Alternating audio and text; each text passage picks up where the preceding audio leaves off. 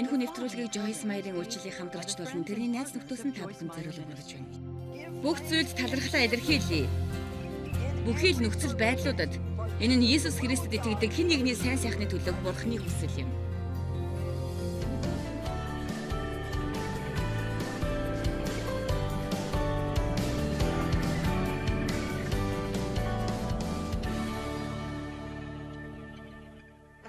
Тэгэхээр та нарын хідэн залбирдаг вэ? Хідэн залбирлынхаа хариуг авахыг хүсэж байна вэ? Тэгэхээр би та нартай бидний хэлж ярьдаг үгсийн талаар жаахан ярилцмаар байна. Бид залбирахгүй бол. За альвэ та нар миний юу ярих гэдгийг ойлгож байна уу? Хэрвээ бид залбирахгүй байх үед бидний хэлж ярьдаг үгс маань залбиралд хэрхэн хор нөлөө учруулдаг талаар би ярмаар байна. Сүүлийн хэдэн жил хэлж байгаа нэг хэлцэг надад байдаг. Юу вэ гэвэл залбир тэгээд хэл.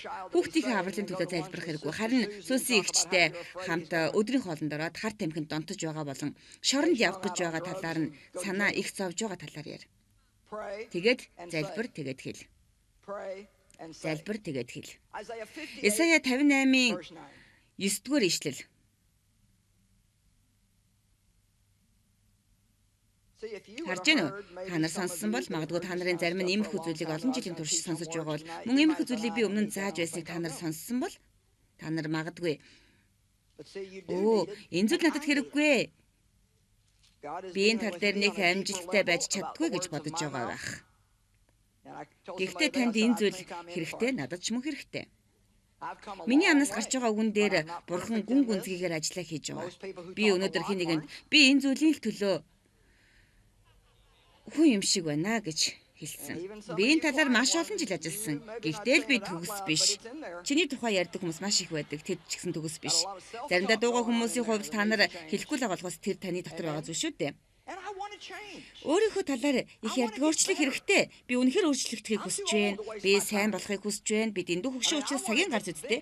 Тэгэхээр би ялалтыг хүсэж байна. Би 20 жил биш харин 5 жилийг зарцуулаад амжилтанд хүрмээр байна. Би 5 өдөрт авахыг хүсэж байна. Би нэг зүйлийг чирээд явахыг хүсэхгүй байна. Тэгэхээр миний саяхан хэлсэн шиг ийм үгсийг Бурхан надад харуулж өгөхийг өөрийгөө олон бусдыг гомдоод шархлуулах ямар үгсийг хэлж байгааг минь Бурханаас ирдэг үнэн хүндэтгэл эмээлт бишрэлтээр хариулж өгөхийг би хүсэж байна. Энэ зүйлийг зөвхөн Бурхан л илчлэн харуулж өгч чадна. Тэгэхээр энэ зүйл танд хэрэгтэй гэж та бодохгүй бол та наанаа сууж байсан ч намайг уучлаарай. Энэ зүйл надад хэрэгтэй учраас би өөртөө номлох болно. Амен. Исая 58:9. Исая 58 дугаар бүлэг бол маш сонирхолтой бүлэг бөгөөд юу Бурханд таалагддаг харин юу таалагддаггүй талаар өгүүлдэг. Онцгойлон залбирлын хариулт болон бидний амнаас гарах үгийн талаар энэ бүлэгт өгүүлдэг.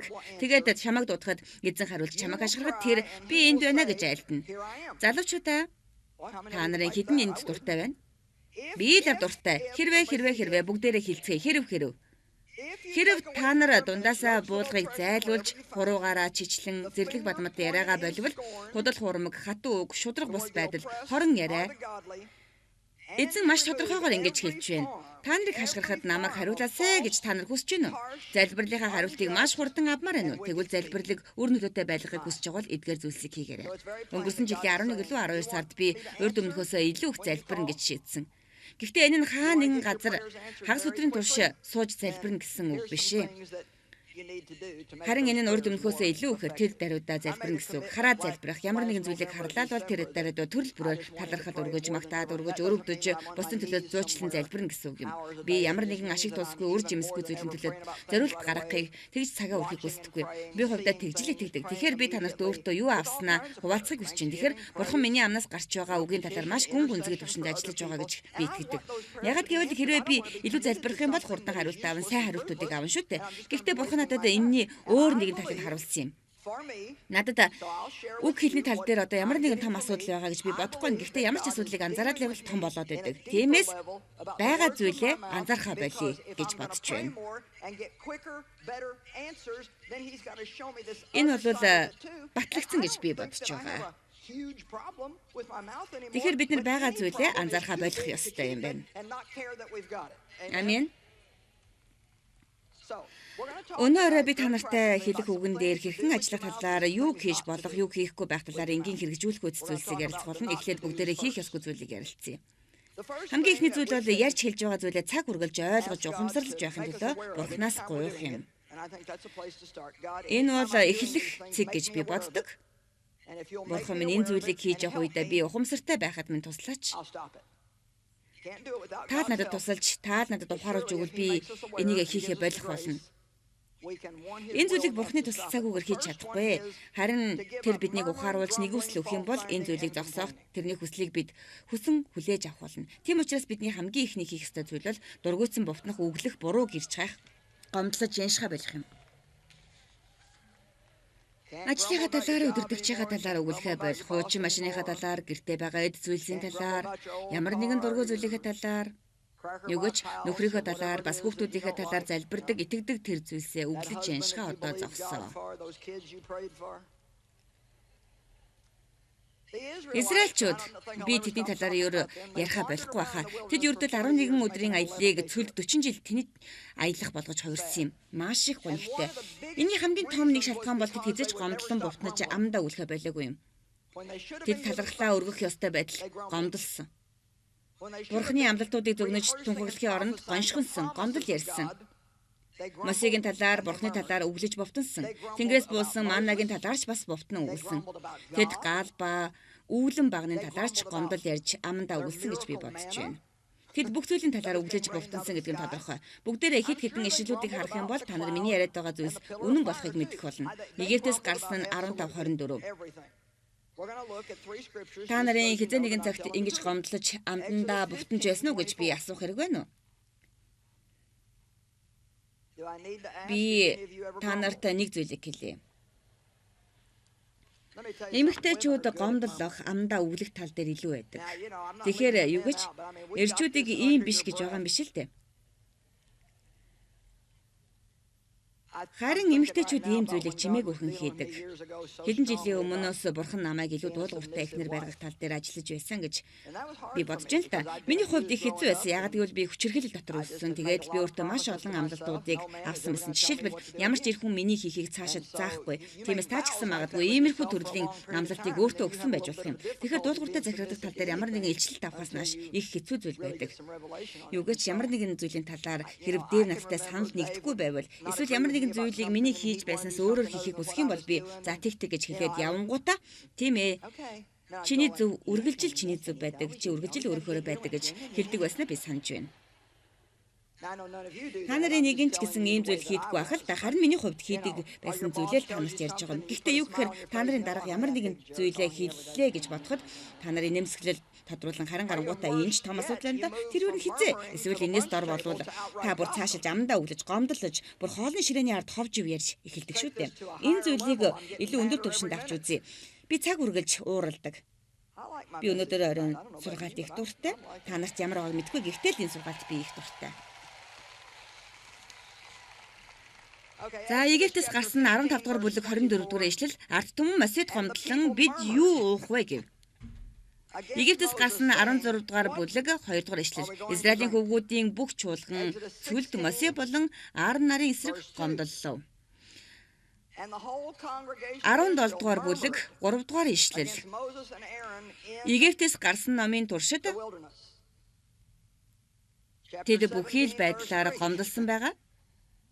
Дахин нэг л газаараа эргэлцсэн байгаа.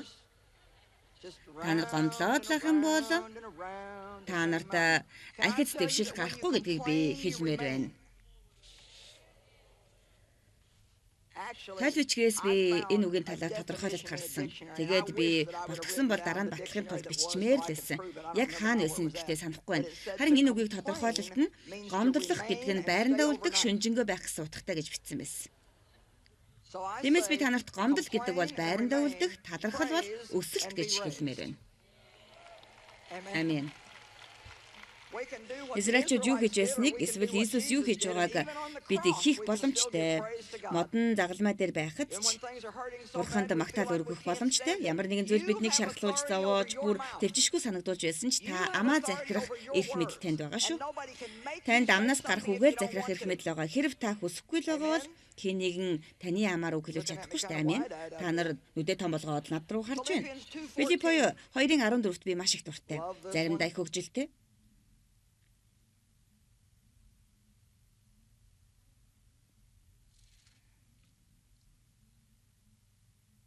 Филиппои 2:14-ыг нээгээд чимээгүйгээр унш гэж хэлдэг. Удаан хүлээх хэрэггүй шүү дээ. Бүх зүйлийг хий, бүх зүйлийг. Бүх зүйлийг хий. Бурхан минь. Бурхан минь. Би гэрээ цэвэрлэхдээ гомдлох хэрэггүй байна. Замын төвчрэлд явахдаа гомдлож өглөх хэрэггүй. Юмны үн өсөж байгаад гомдлох хэрэггүй ажээ. Засгийн газар эрх баригчдынхаа талаар гомдлох хэрэггүй юм байна.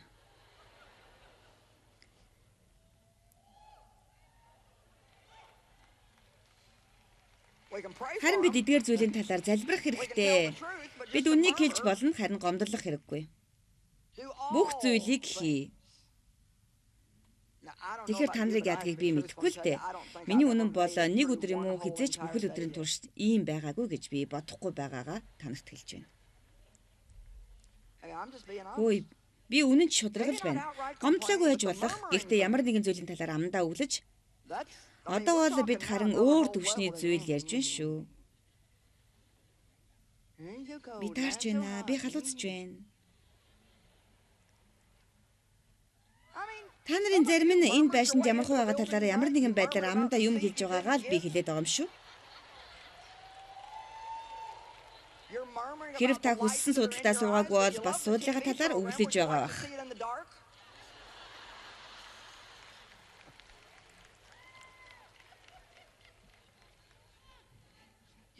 Та нарын нүдийг гэлбүүлж байгаа гэрлийн талаар та нар амандаа юм ярьж байгаа бах. Гэхдээ та нар телевизийн хөтөлбөр үзэх дуртай л байдаг штэ. Харанхуйд та нар үзэх дуртай л байдаг үсттэй.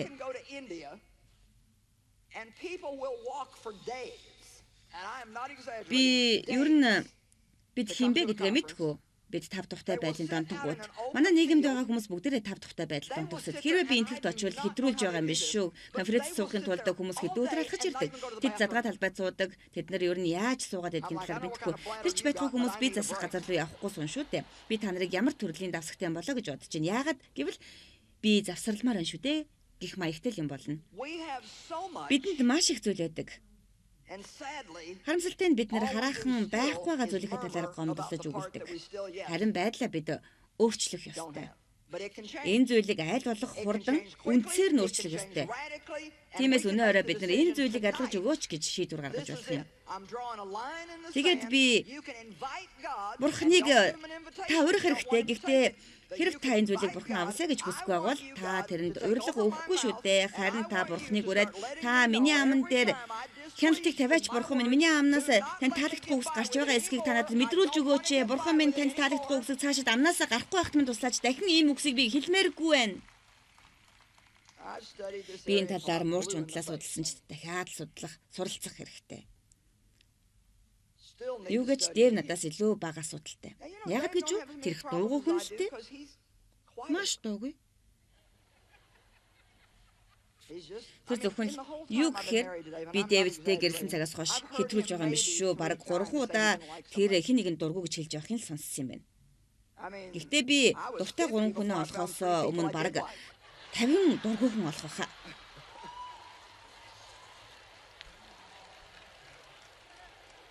Тийм ээ, эсрэг байдал.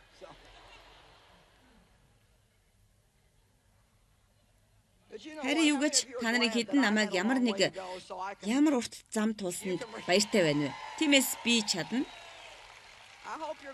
Та ч чадна. Библийн төгс биш багштай байгаадаа та нарыг баяртай байгаа гэж би итгэж байна. Ягд гэвэл би төгс биш шүү дээ. Филиппои 2:14 бүхнийг гоморхолгүйгээр маргалгүйгээр хийцгээ. Эндээс надад Бурхны эсрэг гэдэг үг их онцгой байдаг. Тийм ээ, би Бурхны эсрэг гомдлоогүй шүү дээ. Тийм ээ, нэг талаас бид нар Бурхан минь энэ бүхнийг та хяналтандаа байлгаж байгаа гэж итгэдэг. Гэхдээ та энэ зүйлд дургүй гэдгийг би баттай мэдэж байна. Бурхан минь танд бүх мэрэгэн ухаан байгаа. Та бүх зүйлийг мэддэг. Та бүх зүйлийг сайнаар үлддэг. Харин би энэ зүйлийг үзэн ядж байна.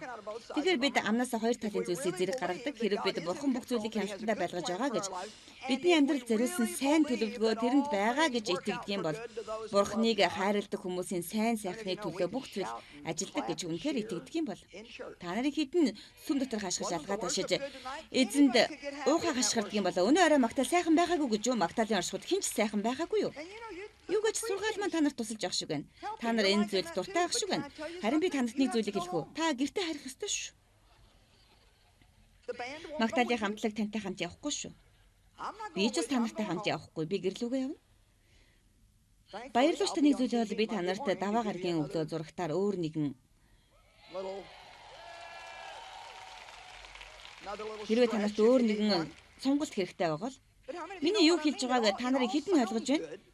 Энэ бүхэн сайхан сонсогдож байгаа ч яг нүүр тулж ирэх үед л бид ажиллах хэрэгтэй болдго юм да. Иесусийг цэцэрлэгт залбирч байхад тэрний дагалдагч нар унтаж байх үед энэ зүйлс ажиглагдсан. Иесус цүл 40 хоногийн турш соригдоход дайсан тэрнийг сорих байдлаар энэ зүйл ажилласан. Ийм үед л ажилдаг. Муу ёрын сүнс Иесуст үг хэлсэн, харин Иесус тэрэнд үг хэлсэн. Муу ёрын сүнс тэрэнд үг хэлсэн, харин Иесус хариу барьсан. Муу ёрын сүнсэнд хэрхэн хариу барихыг та нар эндээс суралцах хэрэгтэй. Муу ёрын сүнс танд үг хэлхийг, таныг туйлдж ядрахыг битгий зөвшөөр. Би туйлдж байна гэж муу ёрын сүнс хэлдэг учраас бид туйлдж ядарддаг юм. Муу ёрын сүнс хүүхдүүд чинь асуудалд орно гэж хэлдэг. Харин бид хэн бидний аман дээр байна вэ гэдгийг мэдэх хэрэгтэй. Бидний ам бурхны нэг хэсэг болж байна уу? Харин дайсны нэг хэсэг болж байна уу? Тэгэхээр энэ бүх гомдлох, амдаа өглөх, шалтак, хайх, богтох зэрэгээс бид салах хэрэгтэй. Дараагийн зүйл бол бид альва хов живгүй, шүүлтгүй, шүүмжлэлгүй, нууцыг бусдад хэлэхгүй байх явдал юм. Хөөх. Бид бусдын алдааг илрүүлэх биш, харин хэрхэн далдалж сурах вэ гэдэг суралцах хэрэгтэй. Тэрний хийсэн зүйл та итгэхгүй дээ. Харин та итгэхгүй. Нэг өдөр ийм зүйл хийж байхын, ийм зүйл хийхийг харсан. Яагаад бид ийм төрлийн зүйлсийг хүлээн авах ёстой юм бэ? Юу гэж энэ бол газрын зүйл юм. Бид хэлхийг хүсдэг. Бид тэр зүйлийг мэддэг хэн нэгэн байхыг хүсдэг. Бид тэдгээр зүйлийг мэддэг, ярьдаг байхыг хүсэж байна шүү дээ. Хүмүүсээ би танарт нэг зүйлийг хэлье. Та нар хүмүүсийн талаар хэлэх ёсгүй зүйлийг хийснээр, ярих ёсгүй зүйлийг ярьснараа өөрийнхөө амьдралд асар их бодлын төрөгдлийг авчирч эхлэх болно. Эдгээр зүйл нь таны амьдралд асар том асуудал болж таны амьдралд ирдэг. Та хэн нэгний нууцыг бусдад илгэж байсан уу? Тэг таны хэлсэн гэдгийг мэдчихсэн үү? Энэ нь их таагүй зүйл тийм үстэй. Матай 7:1-8. Өнөө орой бол Библийн орой байна. Надад маш олон Библийн ишлэлүүд байна. Хил ярианы талаар заах нь миний санаа байгаагүй. Харин эзний санаа юм. Шүүгдэхгүй тулд чи бүх шүү. Учир нь та нар яаж ч түнчлэн шүүгдэнэ. Та нарын хэмжүүрийн жишг өөрсдийг чинь хэмжинэ. Winston Salem 2-7 хоногийн өмнө нэгүслийн бэлгийг хөгжүүлэх талаар заасан юм. Бусдад үйлдэж байгаа хэмжүүрийн чин дагуу та нарт бас үйлдэгдэх болно. Тэгэхээр юу гэж хүн бүр энэ сургаалын 4 юм уу 5 үг тутам нь өөрийнхөө тухай байсан шүү. Та бусдыг шүүж байгаатай адил бусдад үзүүлж байгаа нэгүсэлтэй чинь адил хэмжээгээр танд нэгүслэх болно. Чи ахын дүүсийнхээ нүдэнд их үрцгийг хардаг атлаа яагаад өөрийнхөө нүдэнд их дүнзийг анзаардаг юм бэ? Утасны шон таны нүдэнд орсон атал та яаж бусдын нүдэнд байгаа шүдний чигчлүүрийг аваад өгье гэж хэлж чадчихвэна. Энийг та маш сайн бодох хэрэгтэй.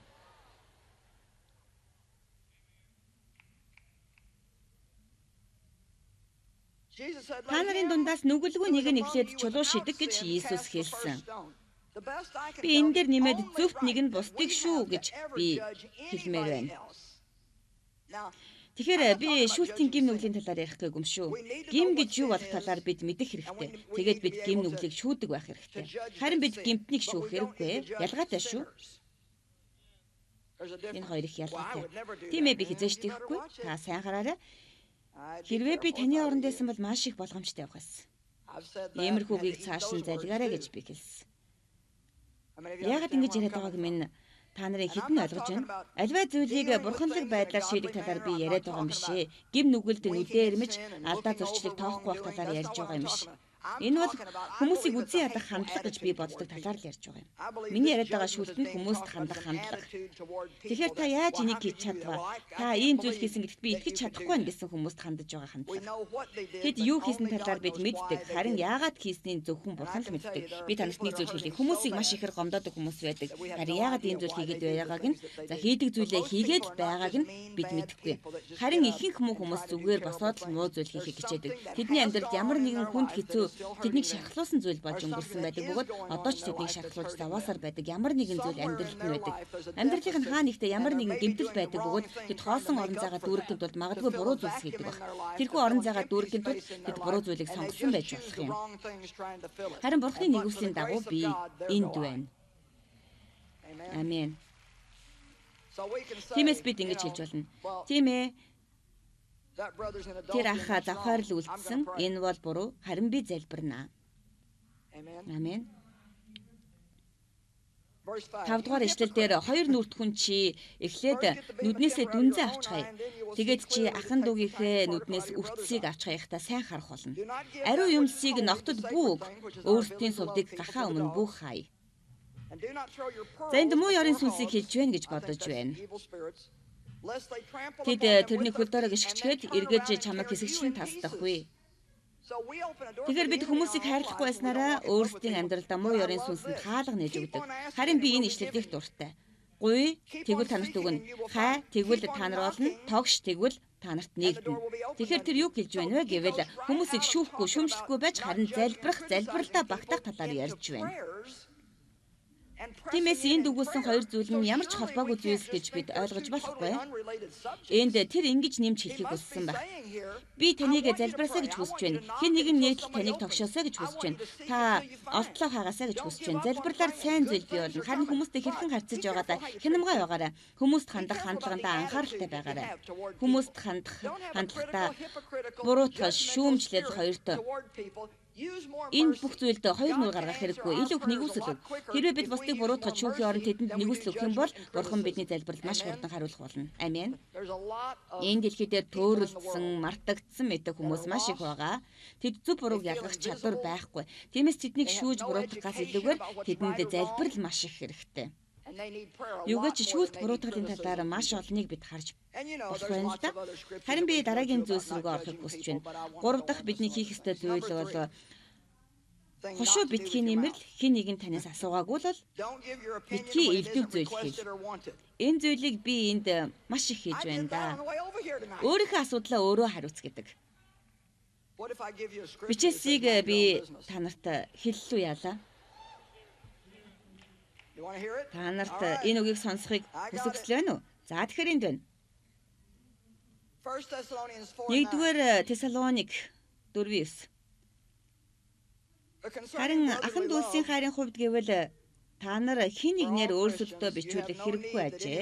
Учир нь та нар өөрсдөө бие биеэ хайрлахад Бурханаар заалгасан байна. Үнэн дээр та нар тэр хайраар бүх Македон даяар байгаа ах トゥ нараа цөмийг хайрладаг. Харин ах トゥ нараа бүр илүү хайрлагтун гэж би танаас хичээнгүйлэн гуйж байна.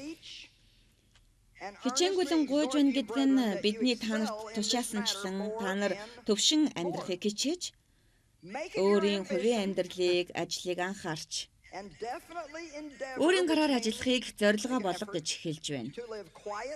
Тэгэхээр энэ нь сайн ажиллаж өөрийнхөө ажлыг анхаарч мөн аман хамих гэж хэлж байгаатай яг ижилхэн байна.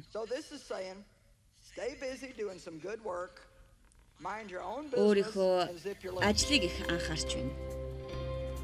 Амен.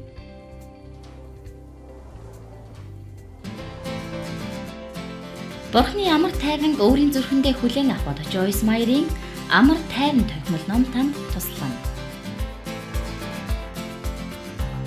Хэрвээ та энэ номыг бэлэг болгон авахыг хүсвэл өөрт боломжтой бүхэл хэлбэрээр бидэнтэй холбогдоорой.